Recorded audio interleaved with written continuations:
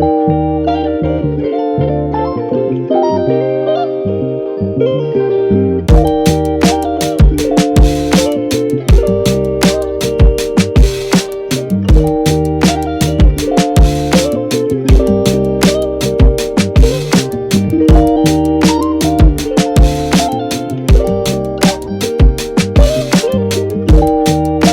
Friends, ನಮಸ್ಕಾರ. Welcome to Manthan's vlog. ಇವತ್ತಿನ ವ್ಲಾಗಲ್ಲಿ ಏನು ನೋಡ್ತೀವಿ ಅನ್ನೋದು ಆಲ್ರೆಡಿ ತಮ್ಲೈನಿಂದ ನಿಮಗೆ ಗೊತ್ತಿರುತ್ತೆ ಅಂದ್ಕೊತೀನಿ.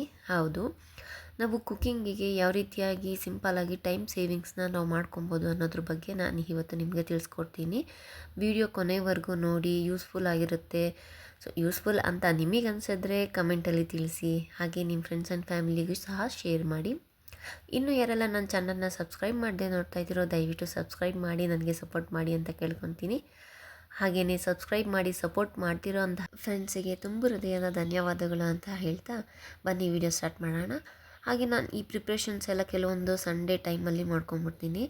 ಇನ್ನು ಬಾಕಿ ಟೈಮಲ್ಲಿ ಎಲ್ಲ ಮಾಡೋಕ್ಕಾಗೋದಿಲ್ಲ. ಸಂಡೇನೇ ಮೇನು, ಆವಾಗ ಸ್ವಲ್ಪ ಫ್ರೀ ಇರ್ತೀವಲ್ಲ ಅದಕ್ಕೇ. ಸೊ ಫಸ್ಟಾಗಿ ಏನು ಅಂತಂದರೆ ದೋಸೆ ಬ್ಯಾಟರ್ ಆಗಿರ್ಬೋದು ನೋಡಿ. ನಾವು ಈ ರೀತಿಯಾಗಿ ಅಕ್ಕಿನ ನೆನೆಹಾಕ್ತೀನಿ. ನಾನು ಅಮ್ಮಮ್ಮ ಅಂದರು 2 ಡೇಸ್ಗೆ ಆಗೋ ಥರನೇ ನೆನೆಹಾಕೋದು, ಕಮ್ಮಿ ಹಾಕೋದಿಲ್ಲ. 2 ಡೇಸ್ಗೆ ನೋಡಿ ಇಷ್ಟು ಬರುತ್ತೆ.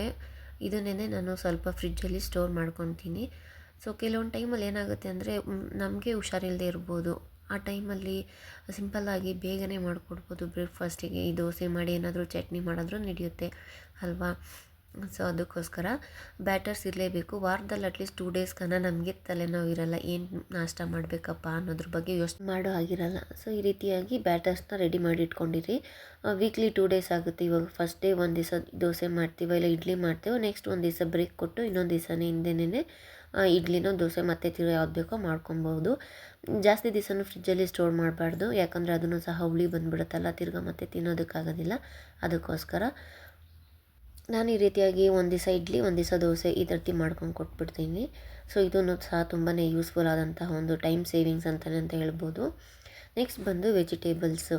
ನಾವು ಈ ರೀತಿ ವೆಜಿಟೇಬಲ್ಸ್ನೆಲ್ಲ ತಂದು ಸ್ಟೋರ್ ಮಾಡ್ಕೊಬೇಕು. ಅಂದರೆ ವಾರಕ್ಕೆ ಯಾವ್ಯಾವ ಥರ ನಾಷ್ಟಗಳು ಮಾಡ್ಬೋದು, ಏನೇನು ಮಾಡ್ಬೋದು ಅನ್ನೋದ್ರ ಬಗ್ಗೆ ಪ್ಲ್ಯಾನ್ ಮಾಡಿಕೊಂಡು ತರಕಾರಿಗಳನ್ನೆಲ್ಲ ತೊಗೊಂಬಂದು ಸಪ್ರೇಟಾಗಿ ಈ ಥರ ಕವರಲ್ಲಾದರೂ ಕಟ್ಟಿಡ್ಬೋದು. ಇಲ್ಲ ನೀವು ಬಾಕ್ಸೆಲ್ಲ ಇಟ್ಕೊತೀವಿ ಅಂದ್ರೆ ಅದನ್ನು ಮಾಡ್ಬೋದು. ತರಕಾರಿಗಳು ಮನೇಲಿದ್ದರೆ ನಮಗೆ ಏನು ಬ್ರೇಕ್ಫಾಸ್ಟ್ ಮಾಡಬೇಕು ಅನ್ನೋದ್ರ ಬಗ್ಗೆ ಯೋಚನೆ ಮಾಡೋ ಆಗಿರಲ್ಲ. ಏನಾದರೂ ಒಂದು ಮಾಡಿ ಮಕ್ಕಳನ್ನ ಸ್ಕೂಲಿಗೆ ಕಳಿಸ್ಬೋದು. ಜಾಸ್ತಿ ಯೋಚನೆ ಮಾಡೋ ಅಂಥದ್ದು ಇರಲ್ಲ ಅಂತ ನನ್ನ ಅನಿಸಿಕೆ. ಸೊ ಇನ್ನು ಶುಂಠಿನೂ ಸಹ ತಂದಿರ್ತೀವಲ್ಲ, ಅದನ್ನು ಈ ರೀತಿಯಾಗಿ ಚೆನ್ನಾಗಿ ನೀರಲ್ಲಿ ತೊಳಿಬೇಕು. ನಾನು ಆಲ್ರೆಡಿ ಒಂದು ಸತಿ ತೊಳೆದಿದ್ದೆ, ಅದಕ್ಕೆ ಜಾಸ್ತಿ ಮಣ್ಣಿಲ್ಲ. ಸೊ ಈ ರೀತಿ ನಾವು ತೊಳೆದು ಬಿಸಿಲಲ್ಲಿ ಸ್ವಲ್ಪ ಹೊತ್ತು ಒಣಗಾಕ್ಬಿಟ್ಟು ಆಮೇಲೆ ನಾವು ಸ್ಟೋರ್ ಮಾಡ್ಕೊಬೋದು. ಯಾಕೆ ತೊಳಿಬೇಕು ಈ ರೀತಿ ಅಂದರೆ, ನಾವು ಅಡುಗೆ ಮಾಡೋ ಟೈಮಲ್ಲಿ ಅದನ್ನೆಲ್ಲ ತೊಳ್ಕೊಂಡು ಕೂತ್ಕೊಳೋಕ್ಕೆ ಟೈಮ್ ಇರೋದಿಲ್ಲ ನೋಡಿ. ಈ ರೀತಿಯಾಗಿ ನಾವು ಒಣಗಿಸ್ಬಿಟ್ಟು ಈ ಥರ ಪೇಪರ್ ಹಾಕಿ ಒಂದು ಬಾಕ್ಸಲ್ಲಿ ಫ್ರಿಜ್ಜಲ್ಲಿ ಸ್ಟೋರ್ ಮಾಡಿಕೊಂಡ್ರೆ ಹಾಕೋ ಟೈಮಲ್ಲಿ ನಾವು ಸುಮ್ಮನೆ ಮೇಲ್ಗಡೆ ಸಿಪ್ಪೆನ ಎಳೆದ್ಬಿಟ್ಟು ಕಟ್ ಮಾಡಿ ಸಹ ಹಾಕೊಬೋದು ಅಲ್ವಾ. ಅದಕ್ಕೋಸ್ಕರ ಸೊ ಇದನ್ನು ನಾವು ಶುಂಠಿನ ಈ ರೀತಿಯಾಗಿ ತೊಳೆದು ಸ್ಟೋರ್ ಮಾಡ್ಕೊಳೋದು ಒಳ್ಳೆಯದು. ಜಾಸ್ತಿ ದಿವಸನೂ ಬಳಕೆ ಬರುತ್ತೆ. ಬಾಕ್ಸಲ್ಲಿ ಪೇಪರ್ ಇರೋದ್ರಿಂದ ಏನಾದರೂ ನೀರಿದ್ದರೆ ಪೇಪರ್ ಅಬ್ಸರ್ವ್ ಮಾಡ್ಕೊಳುತ್ತೆ. ಸೊ ಜಾಸ್ತಿ ದಿವಸ ಬಳಕೆ ಬರುತ್ತೆ. ಇನ್ನು ಅದೇ ರೀತಿಯಾಗಿ ನಾವು ಕೊತ್ತಂಬರಿ ಸೊಪ್ಪನ್ನು ಸಹ ಸೋಸಿ ಅದನ್ನು ಸಹ ನೀಟಾಗಿ ಎತ್ತಿಕೊಬೇಕು. ಯಾಕಂದರೆ ನಮಗೆ ಮೇನ್ ಆಗಿರೋದು ಇದು. ನಾವೇನೇ ಒಂದು ಅಡುಗೆ ಆಗಿರ್ಬೋದು ಇಲ್ಲ ಬ್ರೇಕ್ಫಾಸ್ಟ್ಗೆ ಆಗಿರ್ಬೋದು ಕೊತ್ತಂಬರಿ ಸೊಪ್ಪು ಯೂಸ್ ಮಾಡ್ತೀವಲ್ವ. ಸೊ ಮೊದಲೇ ತಂದೆ ದಿವಸನೇ ಈ ರೀತಿಯಾಗಿ ಸೋಸ್ಕೊಂಡು ನೀಟಾಗಿ ಒಂದು ಪೇಪರಲ್ಲಿ ನೋಡಿದ್ರಲ್ಲ ನಾನು ಯಾವ ರೀತಿಯಾಗಿ ಅದನ್ನು ರೋಲ್ ಮಾಡಿದೆ ಅಂತ, ಆ ರೀತಿಯಾಗಿ ರೋಲ್ ಮಾಡಿ ಬೇಕಾದರೆ ಇನ್ನೂ ಒಂದು ಕವರ್ಗೆ ಹಾಕಿ ನೀವು ಬಾಕ್ಸಲ್ಲಿ ಇಟ್ಕೊಬೋದು. ನಾನು ಹಾಗೆ ಸುಮ್ಮನೆ ಬರೀ ಪೇಪರ್ ಹಾಕ್ಬಿಟ್ಟೇ ಬಾಕ್ಸಲ್ಲಿ ಇಟ್ಕೊತಾ ಇದ್ದೀನಿ. ಇನ್ನು ಈ ರೀತಿಯಾಗಿ ಮಾಡಿ ಇಟ್ಕೊಂಡ್ರೆ ಪೇಪರಲ್ಲಿ ನಾನು ಹೇಳಿದ್ನಲ್ಲ ಆಗ್ಲೇನೆ, ಸೊ ಜಾಸ್ತಿ ದಿವಸ ಬಳಕೆ ಬರುತ್ತೆ. ಹಾಗಂತ ನಾವು ಕೊತ್ತಂಬರಿ ಸೊಪ್ಪು ಜಾಸ್ತಿ ದಿವಸ ಇಟ್ಕೊಳೋಕ್ಕೂ ಆಗೋದಿಲ್ಲ. ಯಾಕಂದರೆ ಅವು ಹಸಿರು ಕಲರ್ ಇರೋ ಎಲೆ ಇರುತ್ತಲ್ಲ, ಅದೆಲ್ಲ ಎಲ್ಲೋಗಿ ಟರ್ನ್ ಆಗಿಬಿಡುತ್ತೆ, ಅಷ್ಟನೇ ಎಲೆ ಆಗೋಗ್ಬಿಡುತ್ತೆ ಅಲ್ವಾ. ಸೊ ಅದಕ್ಕೋಸ್ಕರ ನಮಗೆ ಎಷ್ಟು ಬೇಕೋ ಅಷ್ಟು ತಗೊಂಡು ಯೂಸ್ ಮಾಡ್ಕೊಳ್ಳಿ, ಜಾಸ್ತಿ ತೊಗೊಳಕ್ಕೆ ಹೋಗಬೇಡಿ. ಸೊ ನೋಡಿ ಈ ರೀತಿಯಾಗಿ ಚಿಕ್ಕದಿರುತ್ತೆ ಗೊತ್ತಾ, ಆ ರೀತಿಯಾದಂತನ ಬೇಗನೆ ಯೂಸ್ ಮಾಡ್ಕೊಂಬಿಡ್ಬೋದು. ಅದನ್ನು ಸಪ್ರೇಟ್ ಇಟ್ಕೊಂಡು ಬೇಗ ಯೂಸ್ ಮಾಡ್ಕೊಳ್ಳಿ. ಇನ್ನು ನಾವು ಸೊಪ್ಪು ತರಕಾರಿ ಎಲ್ಲ ಒಟ್ಟಿಗೆ ತಂದಿರ್ತೀವಲ್ಲ, ಮೊದಲಾಗಿ ಸೊಪ್ಪನ್ನ ನೀವು ಸೋಸ್ಕೊಂಡು ಅದನ್ನು ಮಾಡಿಬಿಡಿ. ಯಾಕಂದರೆ ಜಾಸ್ತಿ ದಿವಸ ಸೊಪ್ಪನ್ನ ಮಡಿಕೊಳ್ಳೋದು ಚೆನ್ನಾಗಿರೋದಿಲ್ಲ.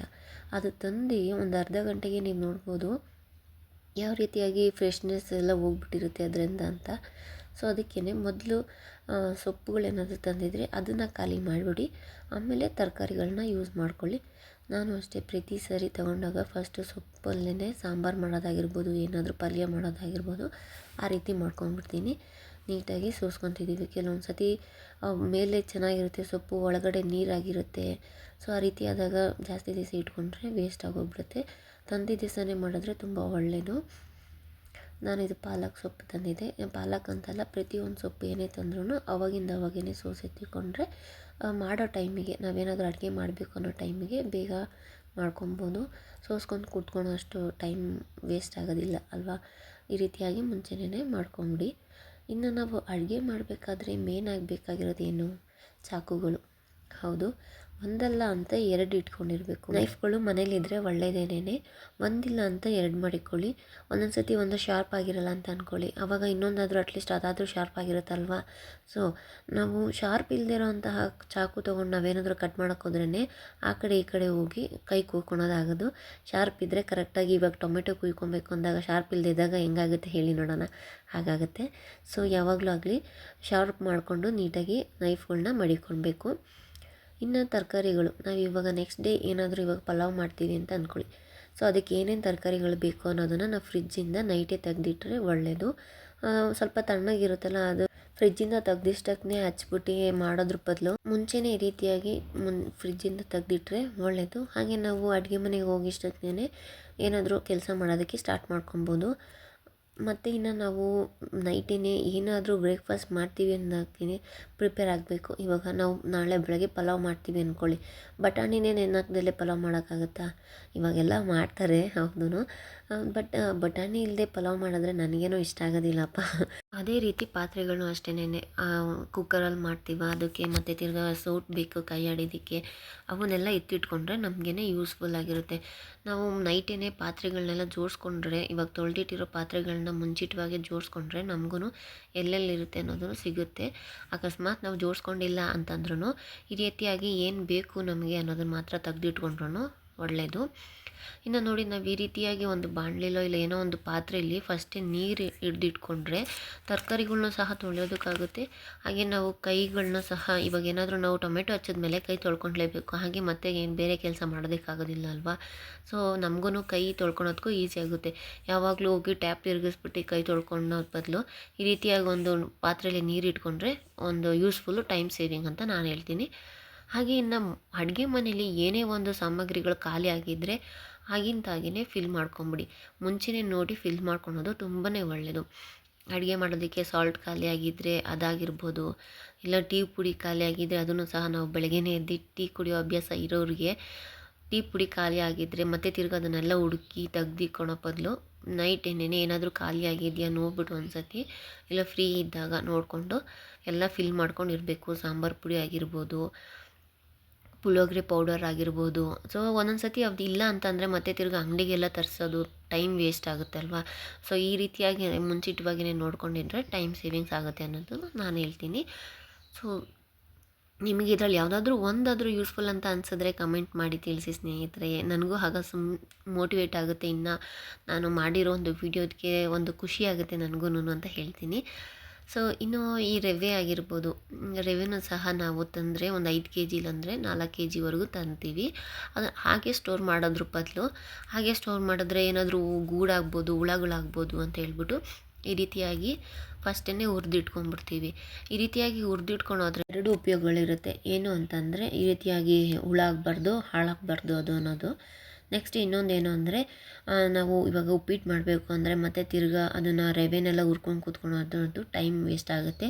ಇವಾಗ ನಾವು ತರಕಾರಿ ಹಾಕಿ ಉಪ್ಪಿಟ್ಟು ಮಾಡಬೇಕು ಅಂದ್ಕೊಳ್ಳಿ, ಒಂದು ಕಡೆ ತರಕಾರಿ ಕಟ್ ಮಾಡ್ಕೊತೀರಾ, ಇಲ್ಲ ಒಂದು ಕಡೆ ರವೆ ಹುರ್ಕೊತೀರಾ, ಯಾವ್ದು ಮಾಡೋಕ್ಕಾಗುತ್ತೆ. ಸೊ ಅದಕ್ಕೋಸ್ಕರ ಈ ರೀತಿಯಾಗಿ ಮುಂಚಿತವಾಗಿಯೇ ಮಾಡಿಕೊಂಡು ಒಂದು ಈ ಥರ ಬಾಕ್ಸಲ್ಲಿ ಸ್ಟೋರ್ ಮಾಡಿಕೊಂಡ್ರೆ ಒಳ್ಳೆಯದು. ಇನ್ನು ನಾವು ಶಾವಿಗೆ ಉಪ್ಪಿಟ್ಟು ಮಾಡಬೇಕು ಅಂದ್ಕೊಳ್ಳಿ, ಅವಾಗೆಲ್ಲ ಶಾವಿಗೆನ ಅದೇ ರೀತಿಯಾಗಿ ಮುಂಚಿತವಾಗಿ ಏನು ಹುರ್ಕೊಳಲ್ಲ. ನಾನು ಈ ರೀತಿ ಒಂದು ಕಡೆ ಬೇಯಕ್ಕೆ ಇಟ್ಬಿಡ್ತೀನಿ. ಈರುಳ್ಳಿ ಟೊಮೆಟೊ ಏನಿರುತ್ತೋ ಒಗ್ಗರಣೆ ಹಾಕ್ಬಿಟ್ಟು ಬೇಯಕ್ಕೆ ಇಟ್ಬಿಟ್ಟು ಇನ್ನೊಂದು ಕಡೆ ಈ ಥರ ಶಾವಿಗೆನ ಹುರ್ಕೊಂಡ್ಬಿಡ್ತೀನಿ. ಸೊ ಇದು ಸಹ ಒಂದು ಟೈಮ್ ಸೇವಿಂಗ್ಸೇ. ಒಂದೇ ಟೈಮಲ್ಲಿ 2 ಕೆಲಸ ಆಗ್ತಾಯಿರಬೇಕು ಅಲ್ವಾ. ಆ ರೀತಿ ಮಾಡಿದ್ರೇ ನಾವು ಟೈಮ್ ಸರಿಯಾಗಿ ಎಲ್ಲ ಕೆಲಸಗಳನ್ನ ಮಾಡೋದಕ್ಕೆ ಆಗೋದು. ಇಲ್ಲ ಅಂದರೆ ಎಲ್ಲ ಗಡಿಬಿಡಿಯಲ್ಲಿ ಸರಿಯಾಗಿ ಮಾಡೋದಕ್ಕಾಗೋದು. ಸೊ ಮುಂಚಿತವಾಗಿಯೇ ಕೆಲವೊಂದು ಪ್ರಿಪ್ರೇಷನ್ಸ್ ಮಾಡ್ಕೊಬೇಕು. ಹಾಗೆಯೇ ಇನ್ನು ತೆಂಗಿನಕಾಯಿನ ಮುಂಚಿತವಾಗಿಯೇ ತುರಿದು ಒಂದು ಬಾಕ್ಸಲ್ಲಿ ಹಾಕಿಟ್ಕೊತೀವಿ. ಇವಾಗ ಪಲಾವ್ಗೆ ಹಾಕಬೇಕಾಗುತ್ತೆ, ಸಾಂಬಾರ್ಗೆ ಹಾಕಬೇಕಾಗುತ್ತೆ, ಏನಕ್ಕನ ನಾವು ಯೂಸ್ ಮಾಡೇ ಮಾಡ್ತೀವಲ್ವ ತೆಂಗಿನಕಾಯಿನ. ಸೊ ಅದಕ್ಕೇನೆ ಒಂದೇ ಸತಿ ಅದನ್ನೆಲ್ಲ ತುರಿದ್ಬಿಟ್ಟು ಒಂದು ಬಾಕ್ಸಲ್ಲಿ ಹಾಕಿಟ್ಕೊಂಡ್ರೆ ನಾವು ಬೇಗನೆ ರೆಡಿ ಮಾಡ್ಕೊಬೋದು. ಅಡುಗೆ ಮಾಡೋದಕ್ಕಾಗಿರ್ಬೋದು, ಏನಕ್ಕನೋ ಯೂಸ್ಫುಲ್ ಆಗುತ್ತೆ ಅಂತ ಹೇಳ್ತೀನಿ. ಇನ್ನು ಹಾಗೆಯೇ ಈ ಪಾತ್ರೆಗಳ ವಿಚಾರಕ್ಕೆ ಬಂದ್ರೆ ಇದೊಂದು ಟಿಪ್ ಹೇಳ್ತೀನಿ ನೋಡಿ. ನಾನೀಗ ಇದು ಬಸ್ಸಾರು ಮಾಡೋದಕ್ಕೆ ರೆಡಿ ಮಾಡ್ಕೊಂಡಿದ್ದೆ. ಈ ರೀತಿಯಾಗಿ ನಾವು ಫಸ್ಟೇ ಎಲ್ಲ ಹುರ್ಕೊತೀವಲ್ವ ಸಾಂಬಾರು ಮಾಡೋದಕ್ಕೆ. ಸೊ ಅವನ್ನೆಲ್ಲ ಮಿಕ್ಸಿಗೆ ಹಾಕ್ಕೊತೀನಿ ಅಂದ್ಕೊಳ್ಳಿ.